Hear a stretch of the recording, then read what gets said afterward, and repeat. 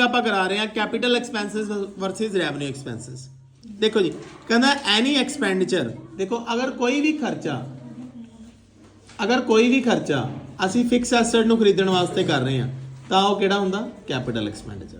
ਅਗਰ ਕੋਈ ਵੀ ਖਰਚਾ ਅਸੀਂ ਰਨਿੰਗ ਐਕਸਪੈਂਸਿਸ ਕਰਨ ਵਾਸਤੇ ਕਰ ਰਹੇ ਹਾਂ ਜਿੱਦਾਂ ਸੈਲਰੀ ਦੇਣ ਵਾਸਤੇ, ਰੈਂਟ ਦੇਣ ਵਾਸਤੇ, ਉਹਨੂੰ ਕੀ ਕਹਿੰਦੇ ਨੇ revenue expenditure. Nature of liability, ਅਗਰ ਕੋਈ ਵੀ ਖਰਚਾ ਜਿਹਦੇ ਨਾਲ ਸਾਡੀ ਲਾਇਬਿਲਿਟੀ ਘਟੇ ਉਹ ਕੈਪੀਟਲ ਐਕਸਪੈਂਡੀਚਰ ਹੁੰਦਾ।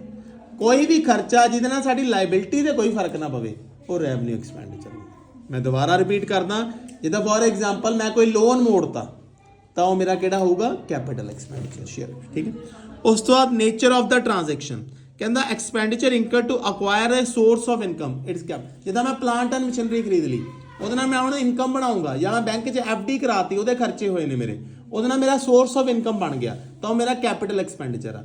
ਲੇਕਿਨ ਅਗਰ ਮੇਰਾ ਨਾਰਮਲ ਖਰਚਾ ਵਾ ਜਿਹਦੇ ਨਾਲ ਮੇਰਾ ਕੋਈ ਸੋਰਸ ਆਫ ਇਨਕਮ ਨਹੀਂ ਬਣਿਆ, ਜਿੱਦਾਂ ਮੈਂ ਸੈਲਰੀ ਪੇ ਕਰਤੀ, ਤਾਂ ਉਹਨੂੰ ਕੀ ਕਵਾਂਗੇ ਆਪਾਂ revenue expenditure. Purpose of transaction, if the amount is spent on increasing the earning capacity of the asset, ਮਤਲਬ ਮੈਂ ਐਸਟ ਦੀ ਕੈਪੈਸਿਟੀ ਬਣਾਉਣ ਦੇ ਵਿੱਚ ਉਹ 'ਚ ਕੰਪਰੈਸਰ ਲਾਤਾ ਜਾਂ ਕੋਈ ਇਦਾਂ ਦਾ ਖਰਚਾ ਕਰਤਾ ਜਿਹਦੇ ਨਾਲ ਮੇਰੇ ਐਸਟ ਦੀ ਕੈਪੈਸਿਟੀ ਵੱਧ ਗਈ, ਜਾਂ ਮੈਂ ਇੱਕ ਘਰ ਬਣਾ ਲਿਆ ਹੋਰ। ਅਗਰ ਨੇਚਰ ਆਫ ਟ੍ਰਾਂਜੈਕਸ਼ਨ ਕਹਿੰਦਾ if the expenditure is purpose of transaction sorry ਕਹਿੰਦਾ if the amount is spent on increasing the earning capacity of an asset it is called capital expenditure. The expenditure incurred for fitting new windows of factory building, ਜਿੱਦਾਂ ਮੈਂ ਇੱਕ room ਪਾ ਲਿਆ, ਉਹਦੇ ਨਾਲ ਮੇਰੀ building ਦੀ value ਵੱਧ ਗਈ ਤਾਂ ਉਹ ਮੇਰਾ ਕੈਪੀਟਲ ਐਕਸਪੈਂਡੀਚਰ ਆ। ਰੂਮ ਦੀ ਮੈਂ ਵਿੰਡੋ ਸਹੀ ਕਰਾਈ ਆ, ਉਹ ਮੇਰਾ ਕਿਹੜਾ ਐਕਸਪੈਂਡੀਚਰ ਆ ਰੈਵਨਿਊ। ਉਹ ਨਾ ਹਵਾ ਤਾਂ ਘਟ ਗਈ ਲੇਕਿਨ ਕਿਰਾਏਦਾਰ ਥੋੜੀ ਨਾ ਰੱਖ ਸਕਦਾ, ਠੀਕ ਹੈ ਨਾ, ਹਵਾ ਆਉਣੀ ਘਟ ਗਈ ਲੇਕਿਨ ਕਿਰਾਏਦਾਰ ਥੋੜੀ ਨਾ ਰੱਖ ਸਕਦਾ, ਹੈ ਨਾ ਇਹ ਚੀਜ਼।